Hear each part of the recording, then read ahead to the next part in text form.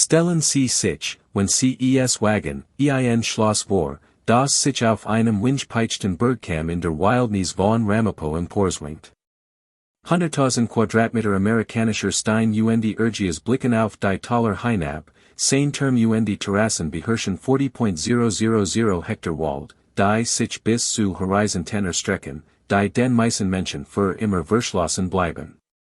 Fragen Sie sich, welch Geheimnis ein solche Festung birgt, welch finsteren Abmachungen in Vorstandsitigen und Bahnhofen getroffen wurden, solch ein Prachtversubbringen, welch unsichtbaren Hand seinen Marmor polierten und welch Stimmen, die nun verstummt sind, einst durch sein 619 Zimmer halten, Beaver sie im Bergnabel verhalten, dies ist Arden House. Das Kronjuwel von Edward Henry Harrimans Eisenbahn-Imperium, ein Denkmal einer Ära, in der Giganten die amerikanisch.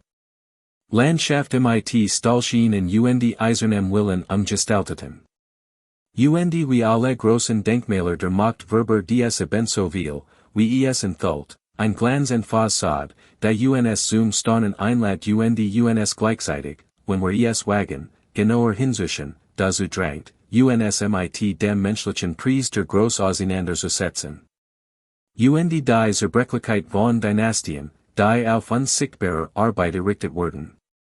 Was trieb einen Wall-Street-Finanzier, der bereits ein Imperium beherrscht, das sich über zwei Ozean erstreckt und die Zentessen beschäftigt, dazu, diesen amerikanischen Palast auf einem so abgelegenen Berg zu errichten, das eigens ein Standseilbahn gebaut werden muss, Baumaterialien auf den Gipfel zu transportieren.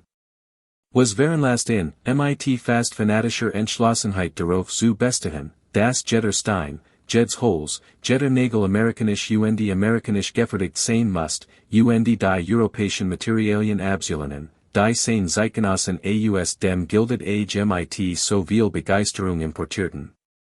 Und warum starb Harriman, nachdem sein Vermögen und sein schwindende Gesundheit in diesen Traum investiert hat, nur wenig Monate nach dessen Fertigstellung und hinterließ ein Festung, die seinen Namen überdauern sollt, die sich durch Krieg und Frieden, durch mehrere Krankenhäuser und Konferenzraum, durch die Verwaltung der Columbia University und ihren späteren Verkauf wandelt. Bis sie hut als Denkmal und Spiegel zugleich steht und nicht nur den Ergias eines Manns, sondern das Komplex Verhaltnis einer ganzen Nation zu Reichtum, macht und den Vermagnissen widerspiegelt, die wir auf Bergen errichten, die uns nie wirklich gehören.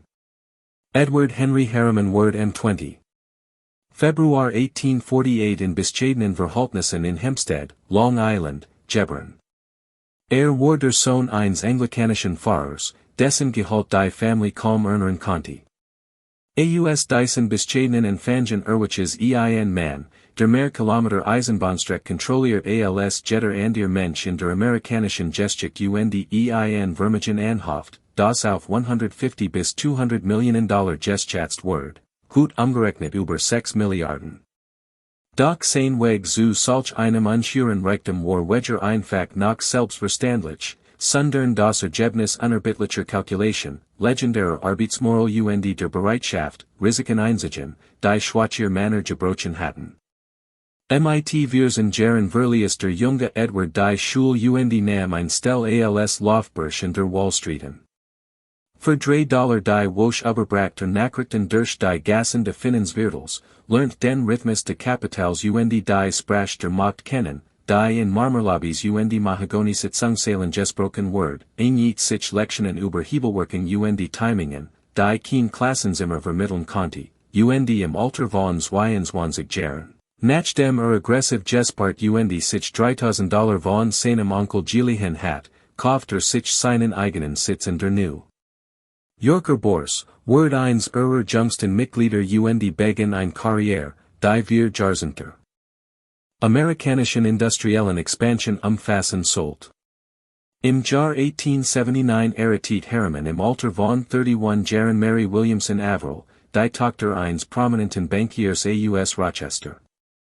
Dies Verbindung brachte ihm nicht nur ein Partnerin und 6 Kinder, Mary, Henry Nielsen, Cornelia, Carol, W. Averill und E. Roland, sondern auch Entscheiden Kontakt zu Bankierskrisen im Nordosten der USA und die gesellschaftliche Legitimität, die Altingesessin Familien Geisagen neuen Kommlingen verliehen.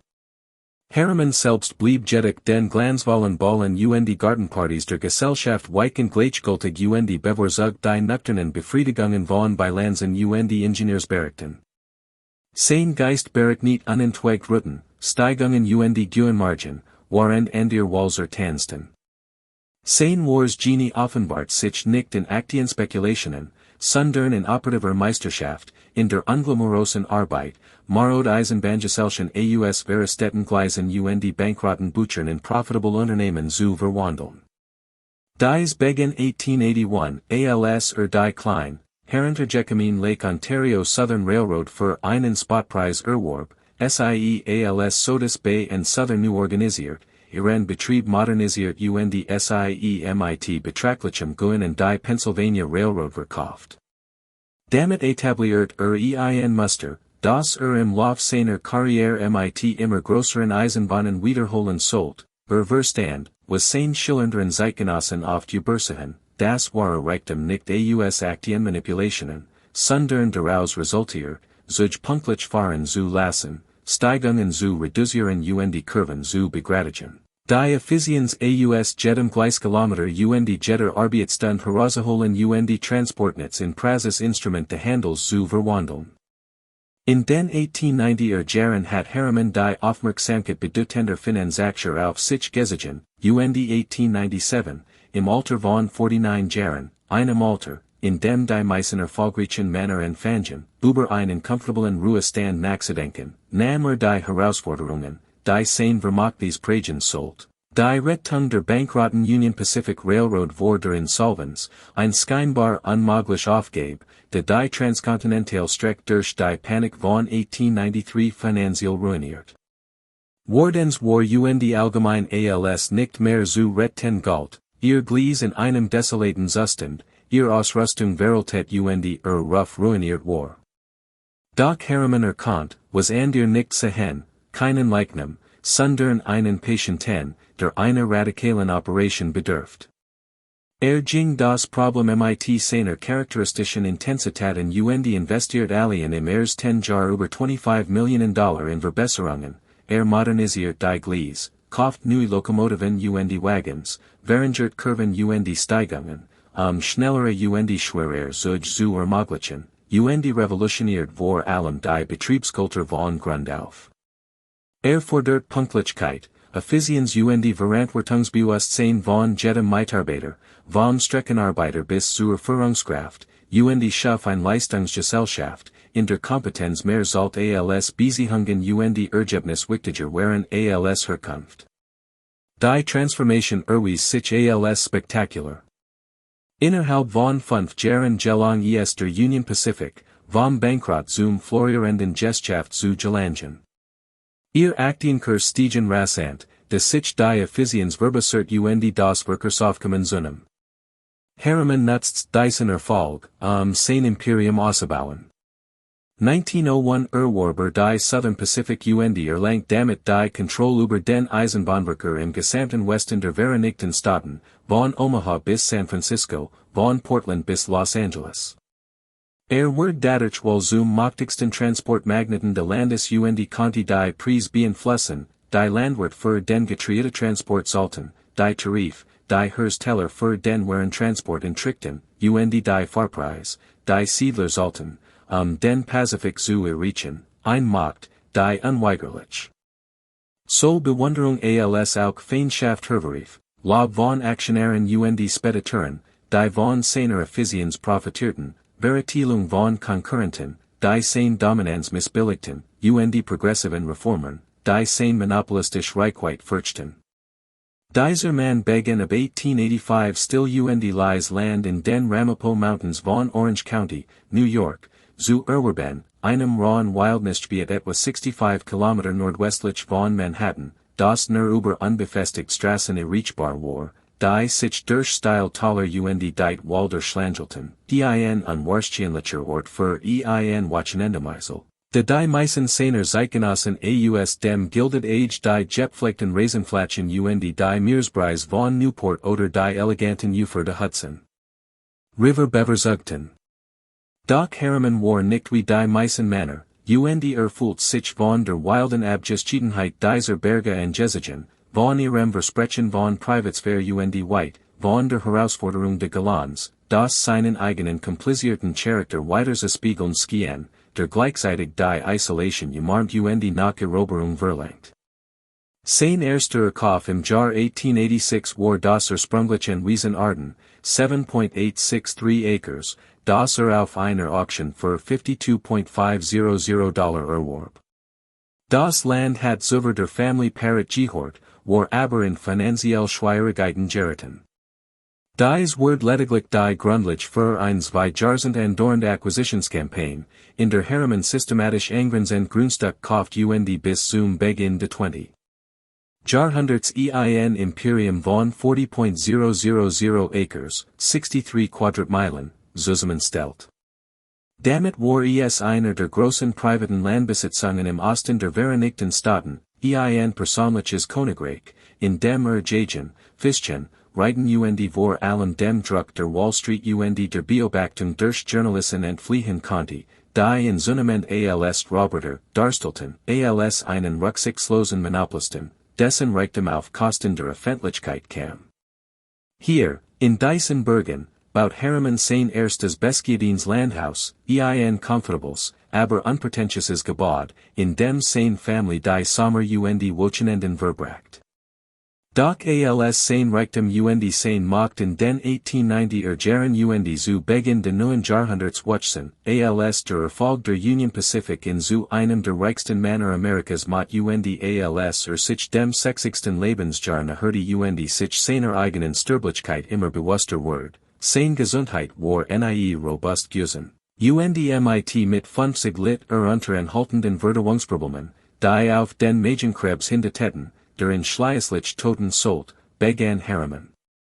Über etwas Größeres nachzudenken, einen wahren Sitz der Macht, ein Bauwerk, das seine Errungenschaften verkörpern und den Namen seiner Familie in Stein und mortal verweigen sollt, ein Vermagnis, das seiner Dishes Dacian überdauern wird.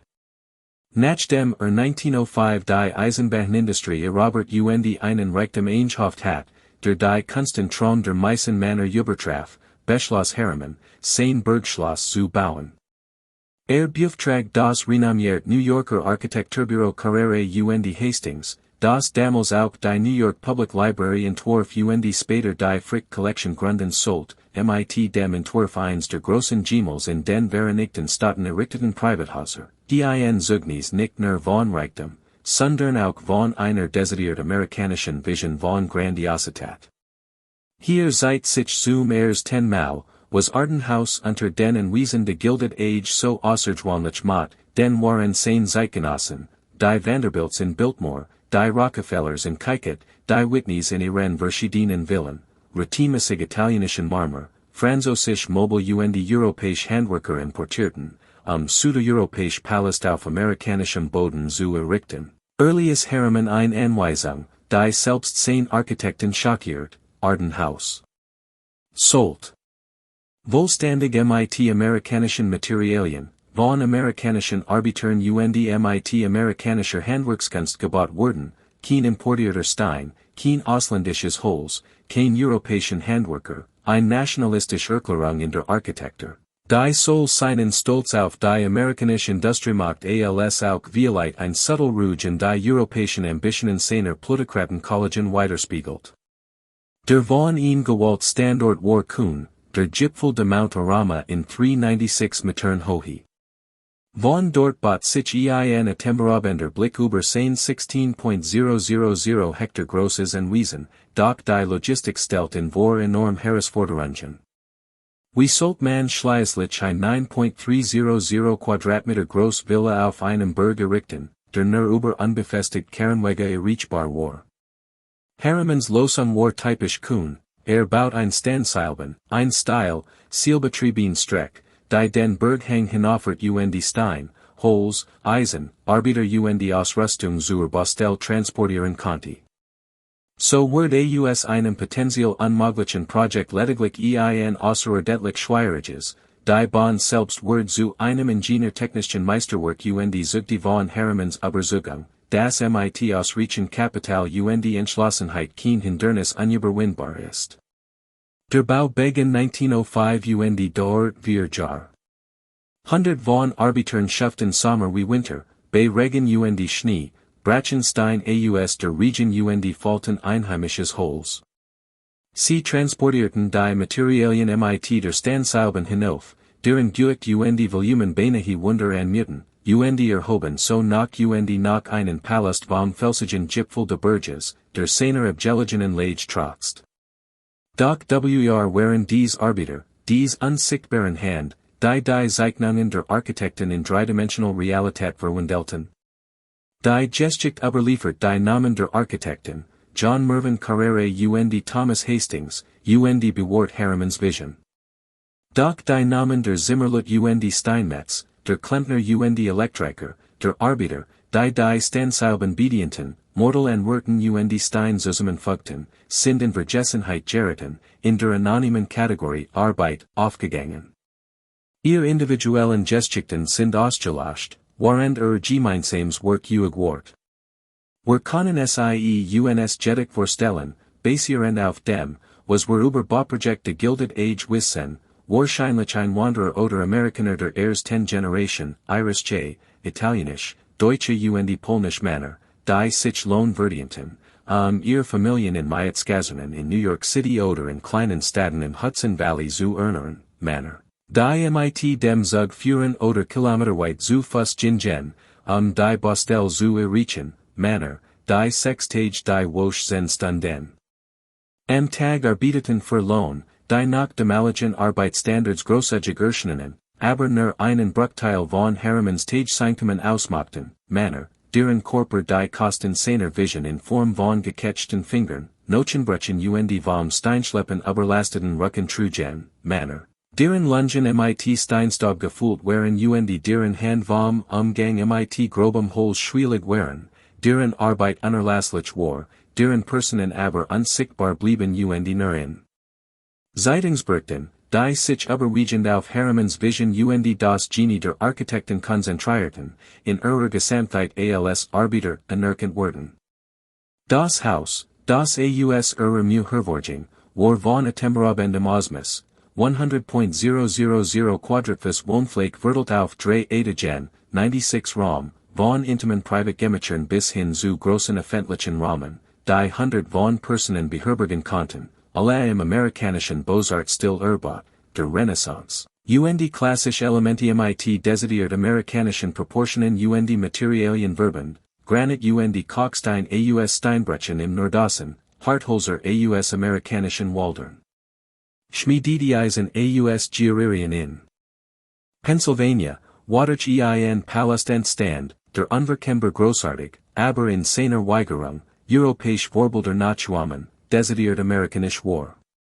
Das aus ihr strahlt ein festungsartig Feierlichkeit aus, massiv Steinmauern erhoben sich vom Berggipfel, als sei das Gebäude aus dem Felsgestein selbst gewachsen, Turm und Zinnen durchbrachen die horizontal Dachlinie, breit Terrassen boten Panoramablick über die bewaldeten Taler, und architektonisch Details vermittelten gleichzeitig Beständigkeit und Macht. Dies war kein europäisches Schloss, sondern eine amerikanische Festung, erbaut, die Landschaft zu dominieren, anstatt sich anmutig in sie einzufügen, ein für sich Manifestation von Harrimans eigenem Charakter, streng, kraftvoll, kompromisslos. Im Inneren jedoch which die streng einer sorgfältig abgestimmten Pracht. Der Haupteingang auf nicht sich zu einer großen Halle mit Marmorboden und Eichenholzvertafelung, einem massiven Kamin, dessen Kaminsims größer war als ein Mann, und einer geschwungenen Treppe, die sich wie ein sculpturale Symbol für sozialen Aufstieg durch den vertikalen Kern des Hauses zog. Wohin der Blick auch fiel, für von enormem Reichtum, der mit vergleichsweise zurückhaltendem Geschmack einsetzt wird. Denn Harriman war kein Vanderbilt, der europäisch Kunstschatz schiffsweise sammelt, kein Frick, der von alten Meistern besessen war, sondern ein Gesellschaftsmann, der Qualität schätzt, und sie zur Schau zu stellen, der Wollt, das sein Haus beeindruckt, aber nicht überwältigt, das es Erfolg demonstriert, und in vulgar Zurschaustellung zu verfallen. Die 96 Raum umfassen mehrere Salons und Wohnzimmer, ein riesiges Essemer MIT-Platz für Dutzend von Gassen, ein Bibliothek MIT Harrimans überraschend umfangreicher Sammlung technischer und historischer Bücher, Schlafzimmer für Family und Gast und, ganz entschieden, weitläufig Bedienstetenquartier. Den ein solches en Wiesen konnte und ein hier von Hosengestalten nicht funktionieren, deren Arbeit ebenso unsichtbar blieb wie die der Bearbeiter, deren Anwesenheit aber unerlässlich war, die Illusion Muhellisen Luxus aufrechtzuerhalten, die Großhäuser zu verkörpern such ten. Jahr Arbeitet waren der Zeit, als die Family Harriman im Arden House let. Auch hier stoßen wir auf das historisch Schweigen, das den Hosengestalten üblicherweise umgeht. Während Architekturdokument Ramas und Baukassen akribisch festhalten und Familienpapier Korrespondenz und Geschichtsunterlagen bewahren, finden sich die Lebensgeschichten der Bediensteten meist nur fragmentarisch, wenn überhaupt, Volkselungsunterlagen versignen vielleicht ihr Namen und ihr Alter, Haushaltsbücher ihr Lohn, aber ihr Gedenken, Beferungen. Beziehungen und Ansichten sind weichen verloren gegangen, da sie als nicht wichtig genug erachtet wurden, bewahrt zu werden.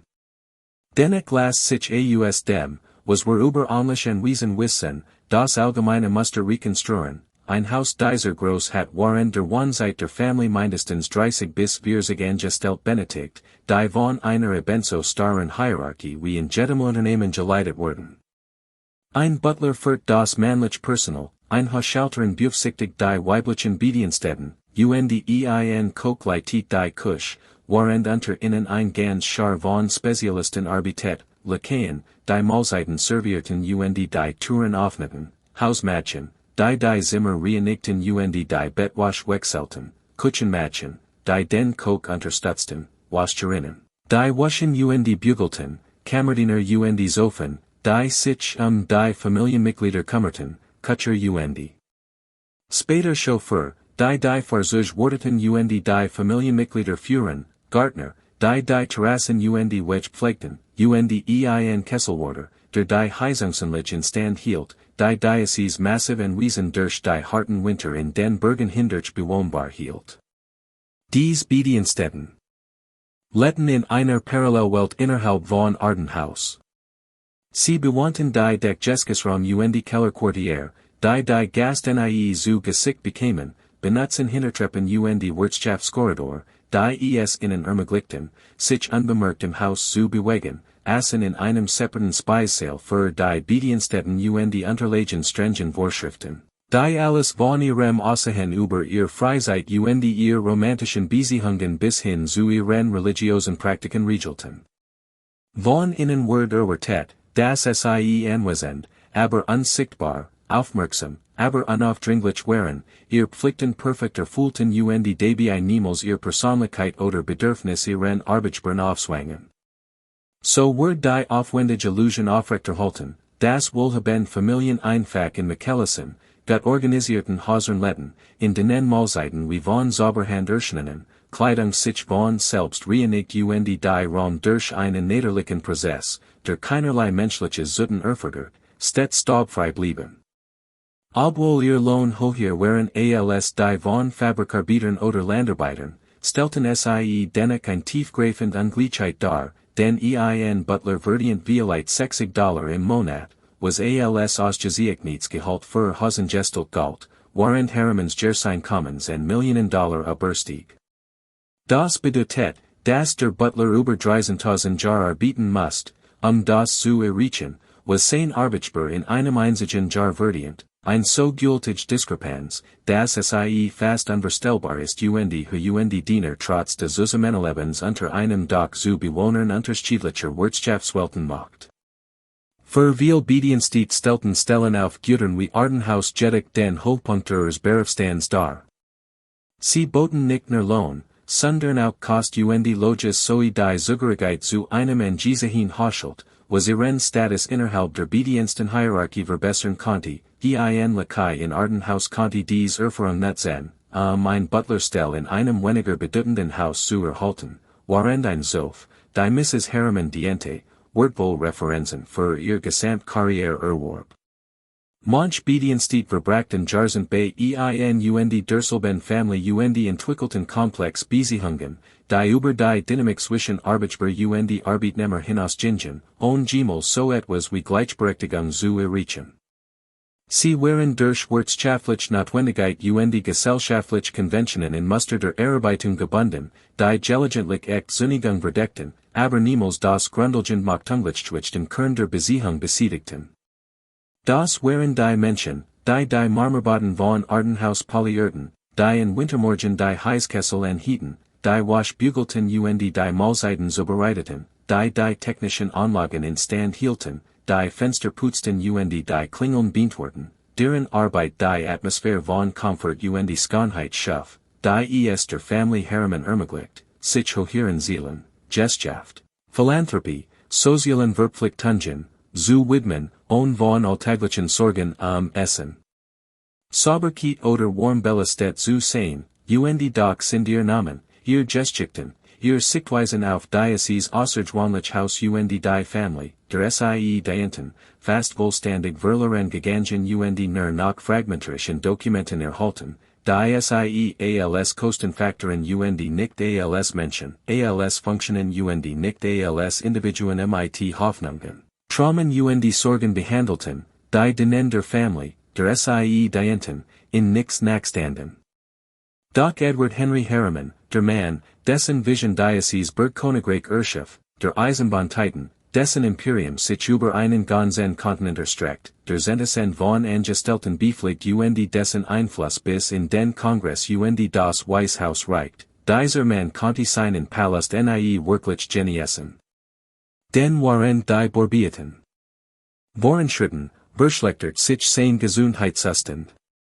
Der Magenkrebs, der vielleicht jahrelang unbemerkt gewachsen war, macht sich nun unübersehbar bemerkbar. Litt unter anhaltenden Schmerzen, hat Schwierigkeiten beim Essen, verlor zunehmenden Gewicht litt einen langsamen Verlust seiner Lebenskraft, der für einen Mann, dessen Pragensts Merkmal unbandige Energie unbandiger will wehren, besonders grausam gewesen sein muss. Wusste als in diesen letzten Jahren den Baufortschritt begutachtet, dass ein Denkmal errichtet, das kaum bewohnen wird? War ihm bewusst, dass Arden House weniger sein Zuhaus als vielmehr sein Mahnmal werden wird? Die historischen Aufzeichnungen geben kein eindeutigen Antworten, denn Harriman war weder für Selbstreflexion noch für Offenbarungen bekannt. Führt sein Leben mit derselben Verschwiegenheit, die auch bei den Eisenbahnverhandlungen in den Tag legt, behielt sein Gedenken Angst weikend für sich präsentiert der Welt ein ungerät Fassade, die wenig von seinen inneren Konflikten variiert. Was regedig wissen, ist, dass Präsident Theodore Roosevelt, selbst ein Komplex Persönlichkeit, der einerseits die Produktivkraft des Kapitalismus preis, andererseits aber dessen Exzess einzudämmen sucht, im Jahr 1906, als Arden House Stein für Stein auf seinem Berggipfel Emperwatches, die Interstate Commerce Commission anwies, Harrimans Eisenbahnbeteiligungen zu untersuchen. Hinterfragt, ob dessen Control über Union Pacific Southern Pacific illegals Monopol darstellt, das gegen das Kartelrecht verstiess. Diocese Verfahren sollt Harrimans letzt Jahr überschatten seinem öffentlichen Ansehen schaden, selbst als sein Wirtschaftsimperium seinen Hochpunkt erreicht. Die Untersuchung zeichnet das Bild eines typischen Raubruders, ein skrupellosen Monopolisten, der sein Control über die westlichen Eisenbahnen nutzt, die Tarif zu manipulieren, Konkurrenten zu vernichten auf Kosten der Öffentlichkeit übermassig Gewinn zu erzielen. Dies Vorwurf hattens war ein gewiss Grundlich, Harriman hat den westlichen Transportsektor zweifellos dominiert sein Position nicht durch sanft Überredung erreicht, spiegelten aber auch die Angst der progressiven Ära vor konzentrierter Konzernmacht weiter wirkenten die betrieblichen Verbesserungen Effizienzsteigerungen, die Harrimans Management tatsächlich erzielt hat. Sein Beharren auf modernisierter Infrastruktur Zeitmaßer Ausrüstung hat den Service verbessert gleichzeitig die Kosten gesenkt, was den Verladern zugutekam gleichzeitig die Aktionäre bereichert. Doch Nuancen bleiben im politischen Diskurs selten erhalten, und Harriman wird in einem Moralstück über Reichtum und Macht zum Boswick stilisiert. Seine Leistungen wurden als Beweis für roberischen Kapitalismus angedeutet, seine Vermögen als unrechtmäßig Erwerbens Geld dargestellt, das born und Kleinunternehmern abgerungen hat, die kein Andir Wall hatten, als waren über seine Eisenbahnlinien zu den von ihm festgelegten Preisen zu transportieren.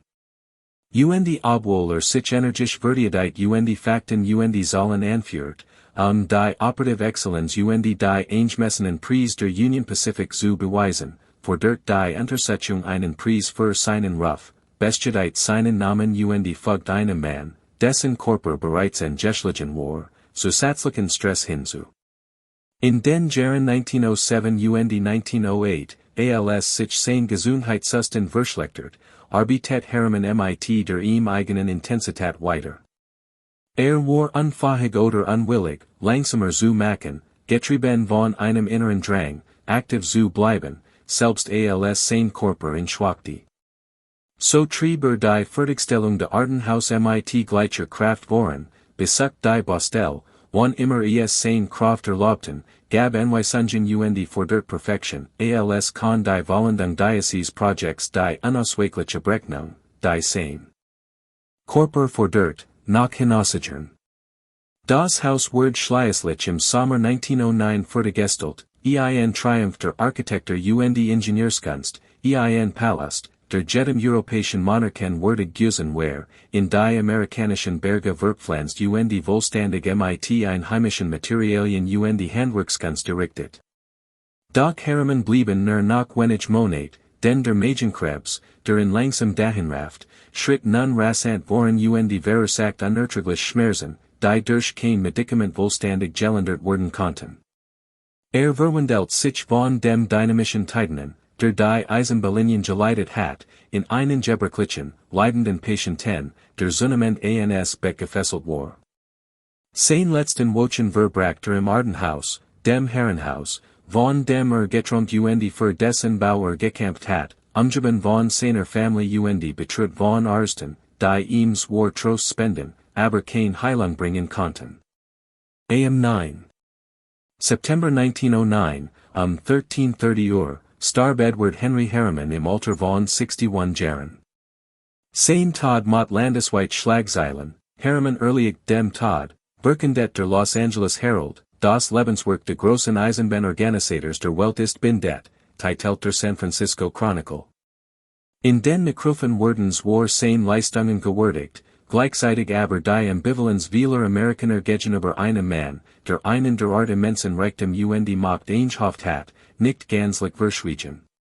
Hinterließ ein Vermögen, dessen Wert auf 150 bis 200 Millionen Dollar geschätzt wird, hut umgerechnet etwa 5 bis 6 Milliarden Dollar, das unter seiner Witwe Mary und ihren 6 Kindern aufgeteilt wird.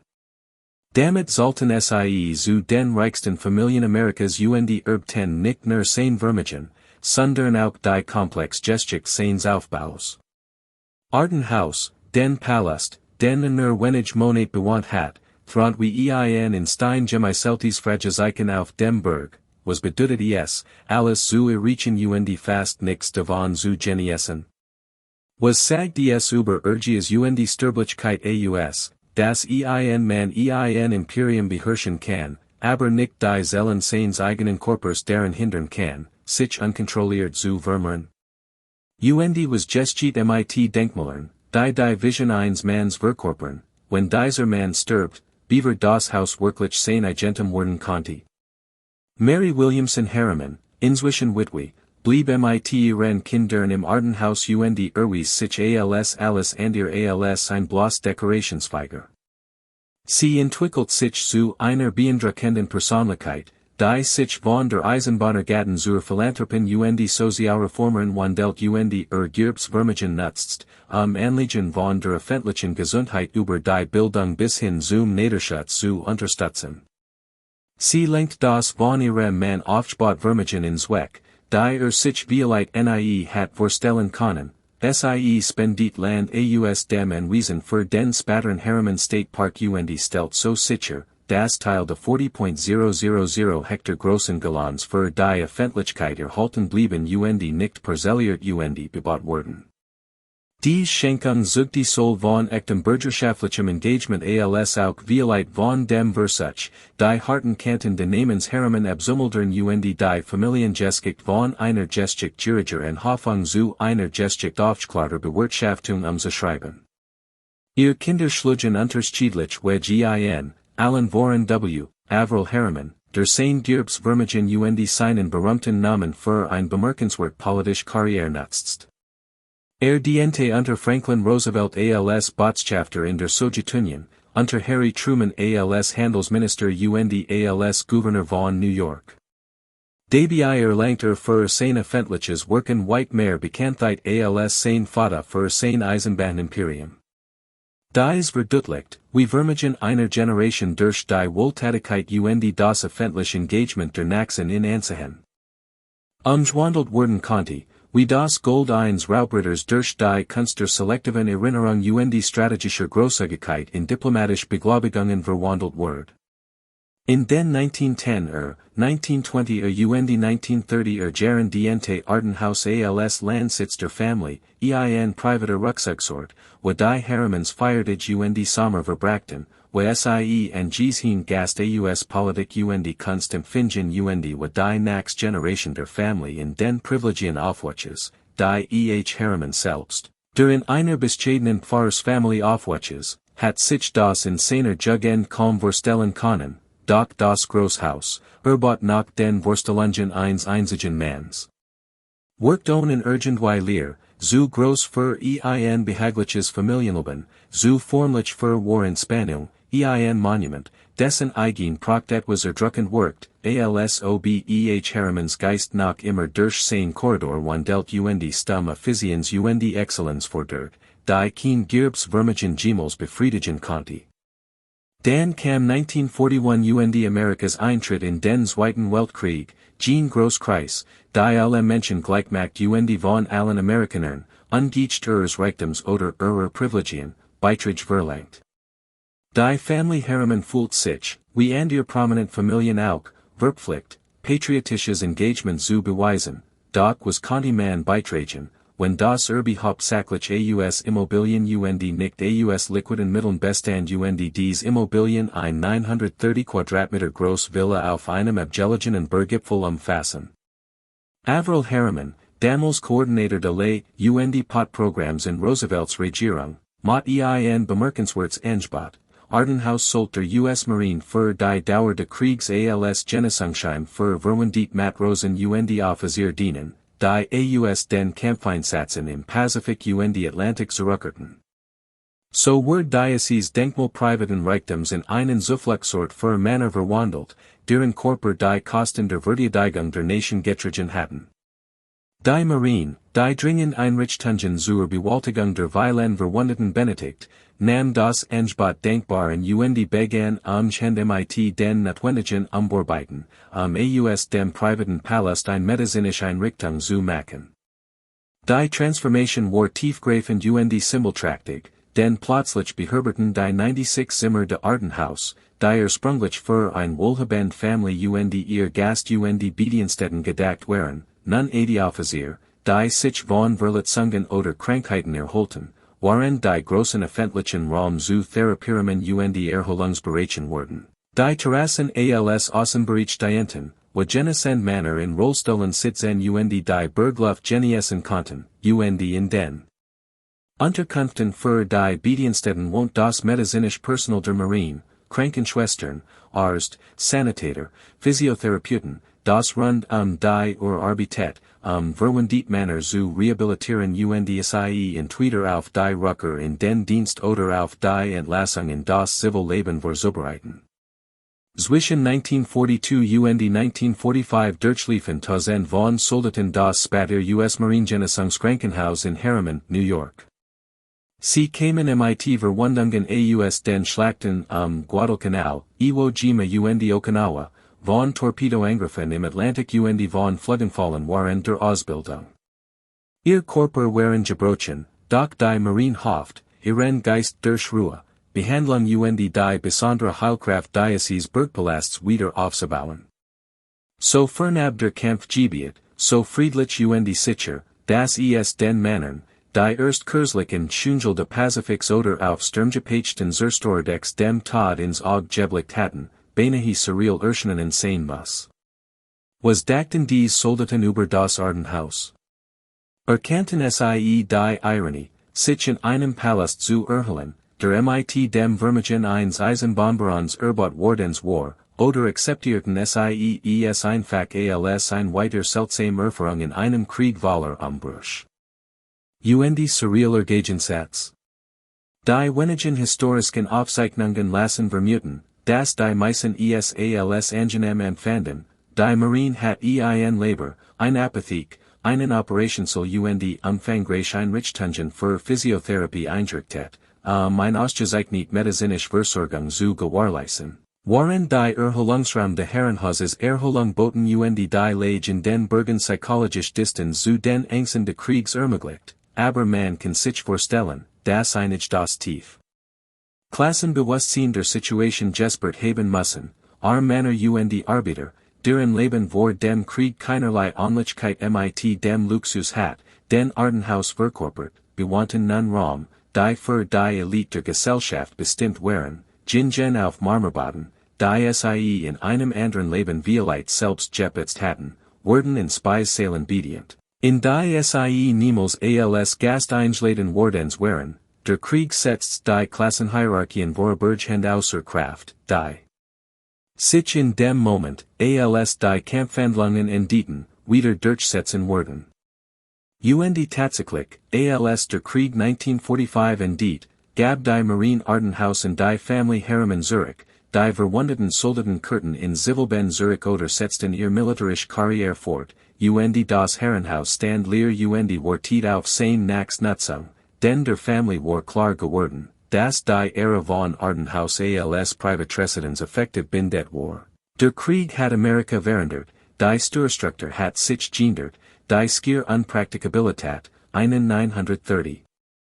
Quadratmeter großen Palast mit dem dasjährigen Personal zu unterhalten, war unbestreitbar geworden, und vielleicht am wichtigsten, der kulturelle Moment, der solche Hauser hervorgebracht hat, war vorbei, gerettet von der Weltwirtschaftskrise, dem Krieg und einem Wortwandel, der die Pracht der Gilded Age nicht mehr erstrebenswert, sondern eher peinlich erscheinen ließ, Relikt einerseits, die besser vergessen als gefeiert wird. 1950 traf W. Avril Harriman, damals ein Schlüsselfigur der Demokratischen Partei und der Truman-Regierung, eine Entscheidung, die Arden House grundlegend verändern sollte, schenkt das Anwesen der Columbia University und übergab das Herrenhaus samt 182 Hektar Land mit der Auflage, es für öffentlich Zweck zu nutzen, insbesondere als Sitz der American Assembly, einer neuen Denkfabrik und eines Konferenzzentrums, das Columbia Präsident Dwight D. Eisenhower gründet. Ziel war es, Führungskraft der US-Wirtschaft, Gewerkschaften, Politik und Wissenschaft zusammenzubringen, die wichtigsten politischen Herausforderungen des Landes zu diskutieren. Dies entspricht dem liberalen Traum der Jahrhundert mit von technokratischer Problemlösung durch fundierte Diskussion, der Überzeugung, das vernünftige Menschen guten Willens, mit ausreichend Informationen und Gelegenheit zum Dialog, einen Konsens in Strategien fragen Erzielen und Amerika in ein prosperierend und direkt Zukunft führen konnten. Arden House, vom privaten Palast zum öffentlichen Ort, sollte den Rahmen für solche Diskussionen bieten, indem sich Konzernchefs und Gewerkschaftsführer, Senatoren und Professoren in einer gleichermaßen beeindruckenden wie abgeschiedenen Atmosphäre versammeln konnten. Die Lage in den Bergen und die Pracht der Anwesens verliehen Beratungen word, waren die Abgeschiedenheit Ablenkungen minimiert und die Konzentration fordert. Die Schenkung war zweifellos großzügig, das Anwesen war von betrachtlichem Wert, und Harriman hat es für Millionen verkaufen können, doch sie lost auch ein Problem, sie entlastet die Familie von einem zunehmend belastenden Vermögen und trug gleichzeitig zur Aufwertung des Namens Harriman bei.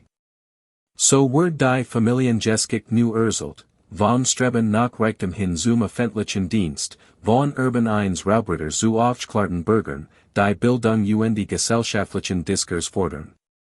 Dies Art der Rehabilitierung der historischen Urbes ist seit langem charakteristisch dafür, wie Amerikas Reichsfamilien über Generationen hinweg ihren historischen Ruf pflegen. Columbia nahm das Angebot begeistert und begann MIT der Umgestaltung der Arden House für seinen neuen Zweck.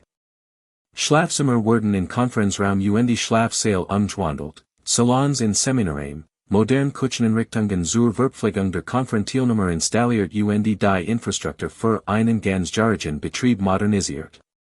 In dieser neuen Form fand das Arden House vielleicht seine erfolgreichste Identität, denn plötzlich wurde die Abgeschiedenheit der Anweisen zum Vorteil statt zum Nachteil, sein Prokt verli den Veranstaltungen Bedeutung, ohne sie zu erdrücken, und sein Skier groß ermöglicht die gleichzeitig Durchführung mehrerer Konferenzen und Programm. Damit wurde es zu einem der ersten spezialisierten Konferenzzentren in Amerika und schuf ein Modell, das vielfach kopiert worden sollte.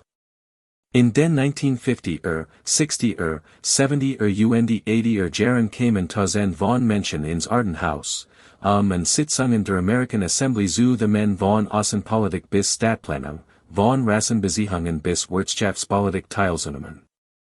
Obwohl der direkt politische Einfluss der Thinktanks schwer zu messen ist, trug unbestreitbar zur breiteren Selbstreflexion Amerikas mit der Jahrhunderts bei. Bot einen Ort, an dem konkurrieren Visionen formuliert und diskutiert werden konnten, an dem mitunter ein Konsens erzielt werden konnte und in dem, vielleicht noch wichtiger, die Teilnehmer auf Perspektiven und Argumente stießen, die ihr Annahmen in Frage stellten.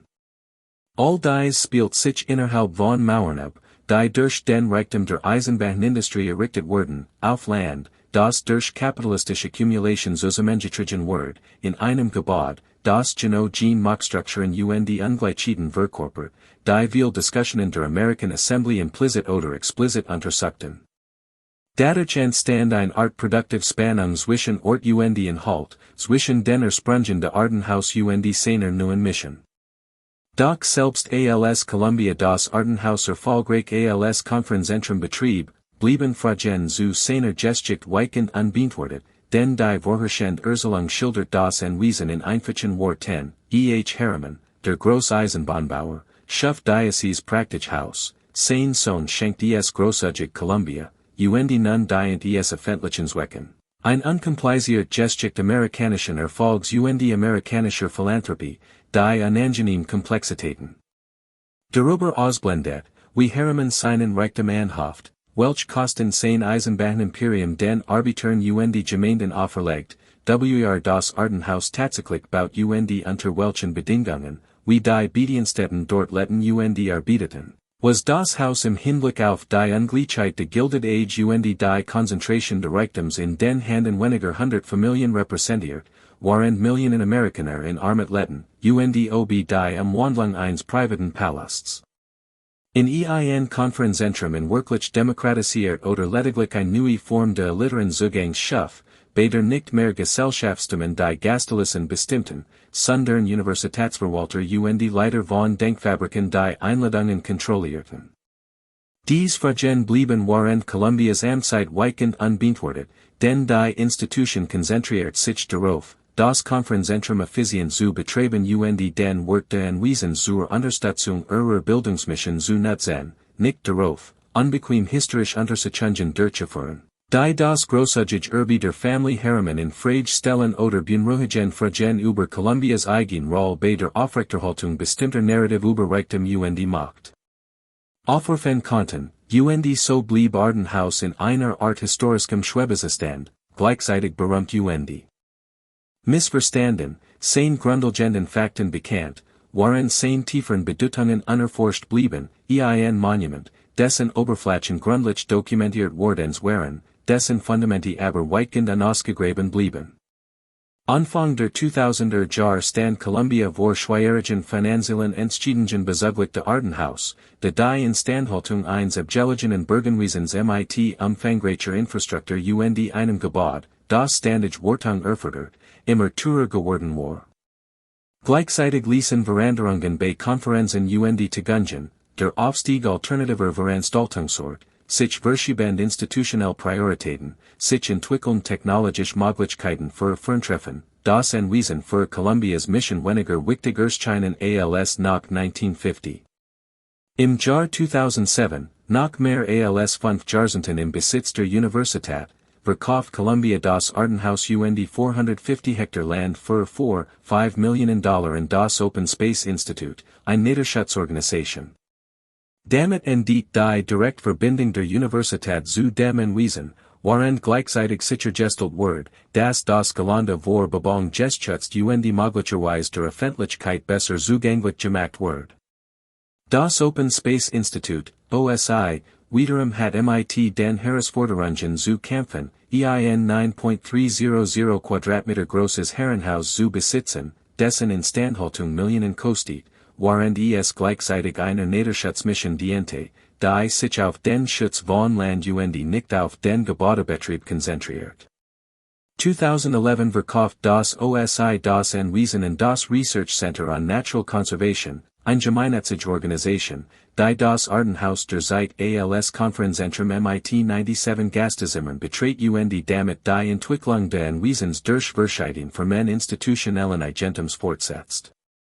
Jeder von E.H. Harrimans Vision kämpft MIT der gleichen grundlegenden Herausforderung, wie kann man einen Palast, der für privaten Reichtum gebaut wird, erhalten und ihm einen sinnvollen Zweck geben in einem Zeitalter, das die gesellschaftlichen Strukturen, die solche Palast möglich und eingemessen gemacht haben, weitgehend abgelehnt hat. Und so steht das Arden House hut nach der, mehr als ein Jahrhundert nach seiner Fertigstellung, thront weiterhin auf dem Berggipfel, beeindruckt Besucher MIT seiner groß und Pracht und dient nach wie vor als Konferenzzentrum, wo Menschen zusammenkommen, zu diskutieren, zu debattieren und zu träumen. Doch es ist auch mehr als nur ein Gebäude, es ist ein dreidimensionales Archiv amerikanischen Urgeises, Ungleichheit, Arbeit, Wandels und der komplexen Prozess, durch die private Reichtum zu öffentlichem Erbe wird, durch die Denkmäler für Einzelpersonen zu gemeinschaftlichen Ressourcen werden, durch die Errungenschaften einer Generation die Fragen der Nächsten aufwerfen. Denn was repräsentiert das Arden House letztlich? Ist es ein Zeugnis von E.H. Harrimans Vision und Leistung, der Beweis, dass die amerikanische Industrie Pracht hervorbringen konnte, die jedem europäischen Palast ebenbürtig war, und dabei ausschließlich heimisch Materialien und Arbeitskraft einsetzt. Ist es ein Zeugnis der Exzesses und der Ungleichheit der Gilded Age, ein Denkmal für den Reichtum eines Manns, während Millionen in Armut leben, ein physische Manifestation der größten Ungleichheiten, die das Amerika der Jahrhundertwende prägten. Ist es ein Denkmal für die unsichtbaren Arbeiter, Vorarbeiter, Hosengestalt, Wartungspersonal, deren Hand es erbauten und deren Arbeit es instand hielt, deren Namen aber die Geschichte weichen vergessen hat, deren individuell Leben in der anonymen Masse von Arbeitern und Angestellten aufgegangen sind? Ist es ein Beispiel für Gelungen-Anpassung und die Rehabilitierung der historischen Erbes, das seit, wie Amerikas wohlhabend Familien gelernt haben, potenziell peinlich Denkmäler privaten Überflusses in gemeinwohlorientiert Institutionen zu verwandeln und so ihren Ruf zu pflegen und gleichzeitig praktisch Problem zu lösen? Oder ist es, vielleicht am eindrücklichsten, ein Spiegel, der all unsere Fragen und Sorgen reflektiert, die wir hineinbringen, ein Rorschach-Test, der mehr über unsere gegenwärtigen Sorgen als über historische Wahrheiten offenbart, ein Raum, in den wir unsere Angst Reichtum und Macht, Arbeit und Ausbeutung, Erbe und Erinnerung präzisieren und der UNS swingt. UNS MIT unbequemen Kontinuitäten zwischen Harrimans Zeit und unserer eigenen Auseinandersetzungen, zwischen den Ungleichheiten der Gilded Age und den heutigen Disparitäten, zwischen den Eisenbahnbaronen, die ihr Ära dominierten, und den Tech-Titanen und Finanzmagnaten, die unsere beherrschen. Betrachten wir, wie die Bildsprache von Arden House unsere kulturelle Vorstellungskraft durchdrungen hat, wie ihr amerikanisch Beaux-Arts Pracht in Filmen und Fernsehsendungen zum Synonym für altes Geld geworden ist, wie ihr Lage in den Bergen und ihr Festungsartige Massivität macht und Beständigkeit vermitteln, die filigraner Architekturstil nicht erreichen können. Wie sie ein Vorlage geschaffen hat, die weiterhin beeinflusst, wie wir uns Reichtum und Erfolg vorstellen, und Erwartungen darüber weckt, wie Erfolg in physischer Form aussieht, und Bedenken were gleichzeitig, wie dies Bildsprache benso viel verschleiert wie sie entfällt, wie die beeindruckend Fassade de Palasts unser Aufmerksamkeit von den Arbitern ablenkt, die in Erbauten, den Bediensteten, die in Instand hielten, den Eisenbahnarbeitern, deren Lohn gedruckt wurden, Gewinn zu erwirtschaften, die Stein und Holz besollten, den Gemeinschaften, die durch den Ausbau der Eisenbahn vertrieben oder beantragt wurden, den Umweltkosten soll de Eisenbahnbaus als auch de Landwirtbaus, den menschlichen Folgen konzentrierten Reichtums und konzentrierter Macht, die Arden House verkörpert, aber nicht explizit anerkannt. Das ist das Paradoxon im Kern de Arden House, es ist zugleich prachtvoll und beunruhigend, beeindruckend und verstörend, zugnis menschlicher Errungenschaften und ein Mahnmal menschlicher Ungleichheit, das Bewunderung und Kritik gleichermaßen verdient, welcher ganslich edel not ganslich verachtenswert, sondern vielmehr in jenem komplexen moralischen Bereich angesiedelt, in dem sich die meisten historischen Realitäten tatsächlich befinden. Es enttäuscht unser Sehnsucht nach einfachen Helden und Schurken und verlangt stattdessen von uns, mehrere Wahrheiten gleichzeitig zu akzeptieren, dass E.H. Harriman soll ein brillanter Manager war, der den Eisenbahnbetrieb tatsächlich verbessert, als auch ein skrupelloser Monopolist, der Übermassig Macht aussaugt. Das Arden House soll ein architektonisches Meisterwerk als auch ein Symbol de Excesses de Gilded Age ist, das sein heutige Nutzung als Konferenzzentrum soll genuin gemeinnützig als auch eine Form de illiteren Zugangs darstellt, die meisten Amerikaner ebenso effektiv ausgelöst wie sein ursprünglicher privater Zweck, das sein Erhaltung soll cultural wertvoll ist als auch möglicherweise ein Ausflucht vor schweigeren Fragen darstellt, obi die Pflege solcher Denkmäler über Nostalgie und Tourismus hinaus überhaupt einem Zweck dient. Welch Lehren bietet uns Arden House Hut, in einer Zeit erschreckender Ungleichheit, in der Tech-Milliardär Vermögen anhoffen, die E.H. Harriman im Vergleich fast beschieden erscheinen lassen, in der die Kluft zwischen Arm und Reich Ausmaß wie im Gilded Age erreicht, in der systemrelevant Arbeitskraft weitgehend unsichtbar bleiben, während ihr Arbeit den Privilegierten ein komfortables Leben ermöglicht, in der Fragen nach Macht, Verantwortung, Vermachnis und der sozialen Verantwortung. Von Reichtum trotz ihrer ten Natur dringlich aktuell erscheinen. Vielleicht lehrt uns Arden House, das Reichtum, so groß auch sein mag, uns nicht vor Zeit und Sterblichkeit bewahren kann, das Alter Stein und Marmor, über den E.H. Harriman verfügt, sein Leben nicht einen einzigen Tag über das hinaus verlängern konnte, was sein vom Krebs gesegneter Körper Zulius, das Denkmäler, die ihr erbar verweigen sollen, oft zu Denkmälern für die Zweck anderer werden, das kein Kontroll über die Gegenwärtigen Umstand die Kontroll über zukünftige Bedeutungen und Nutzungen garantiert. E.H. Harriman baut einen privaten Palast, der zu einem Marinekrankenhaus, dann zu einem Konferenzzentrum und schließlich zu einer Niederschatzenrichtung wird, und weiß, welch zukünftigen Verwendungen in erwarten. Vielleicht lehrt es uns etwas über die hartnäckige Beständigkeit von Klassenstrukturen und Ungleichheiten, darüber, wie Gesellschaften Hierarchien fortwährend reproduzieren, selbst wenn sich spezifisch für Männer verändern, wie die Dienstbotenquartieren Personalwungen und schließlich Schlafsäle werden, wie prunkvoll Salons, einst für gesellschaftlich Anlass entworfen, zu Seminarrahmen für die Elite werden, wie Privatprivilegien in institutionellen Zugang munden, Ausgrenzung aber fortbestet, nur in neuen Formen, mit neuen Wachtern und neuen Rechtfertigungen. Vielleicht lehrt es uns auch etwas über die komplexen Prozess, durch die Amerika sein schwieriges Verhältnis zu großem Reichtum gestaltet hat, welcher die Aristokratie vollends akzeptiert nach ihr Ernsthunger erfolgreich verhindert, welcher die Roboter unkritisch geführt nach sich wirklich mit den Systmen auseinandersetzt, die deren Hoffnung ermöglichten, Stattdessen einen fortwährenden Ausschließlich geführt, in dem Privatvermögen teilweise selective durch Philanthropie institutionell Zuwendungen in öffentlich Zweck gelenkt wurden. So kann Reichtum ein Art Erlösung kaufen unrechtmäßig erworben Gewinn in Stiftungen, Museen Universitätsgebäude verwandeln, deren Seriosität fragwürdiger Sprung kaschiert. Oder vielleicht, das ist vielleicht noch wichtiger, lehrt uns Arden House die entscheidenden Bedeutung des Fragens, der Blicks hinter die beeindruckenden Fassaden, die Fundamente zu untersuchen, der Wiederentdeckung unsichtbarer Geschichten von Arbeit Dienst, der Beharrens darauf, das Denkmäler vollständig Geschichten erzählen nicht nur selective Legenden, der Verstehens, das Jeds Großhaus auch ein soziales Dokument ist, das Machtstrukturen wirtschaftlich Verhaltnis.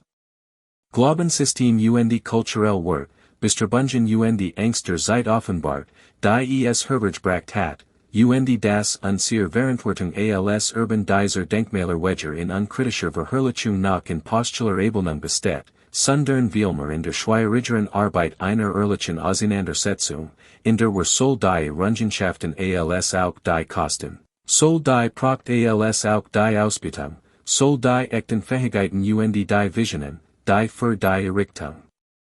Solcher Bauwerke forderlich wären, als auch die Arbeit die Opfer anerkennen, die sie von Menschen verlangten, deren Namen nie erfahren wurden, deren Leben genauso viel sollt wie das der berühmten Familien, denen sie dienten, deren historisch Spuren aber unendlich viel schwacher sind, deren Geschichten durch sorgfältig Forschung die Fantasievoll Rekonstruktion wiederentdeckt werden müssen, weil sie damals niemand für erhaltenswert hielt.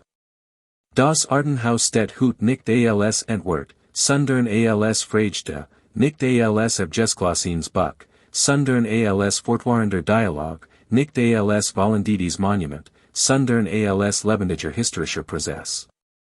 Wenn wir MIT Neugier kritischem Interesse begegnen, MIT Wertschätzung für seine Architektur Skepsis gegenüber seinen Legenden, MIT dem Bewusstsein, was es offenbart was es verbergt, dann kann es vielleicht nicht nur als Touristenattraktion oder Konferenzort dienen, sondern auch als Lehrmeister. Es hilft uns, unsere Vergangenheit umfassender zu verstehen, damit wir unsere Gegenwart weiser gestalten können. Es bietet kein Beekman Gewissheiten. Sondern produktives Unbehagen, die ein historisches Bewusstsein, das Komplexität erkennt, Mitschulden erkennt darauf besteht, dass wir menschliche Leistungen bewundern gleichzeitig die menschlichen Kosten bedenken können, dass wir schon gebaut bewahren gleichzeitig die System hinterfragen können, die ihr Schönheit ermöglichten, dass wir individuell Leistungen würdigen gleichzeitig die kollektive Arbeit nicht vergessen können, dass wir aus der Geschichte lernen können, ohne von ihren moralischen Ambivalenzen gelähmt zu werden. Denn wenn uns das Arden House etwas lehrt, dann, dass die Vergangenheit niemals einfach ist, das Erbe immer umstritten ist Jeds Monument, das auf einem Berg errichtet wird, einen Schatten ins Tal wirft.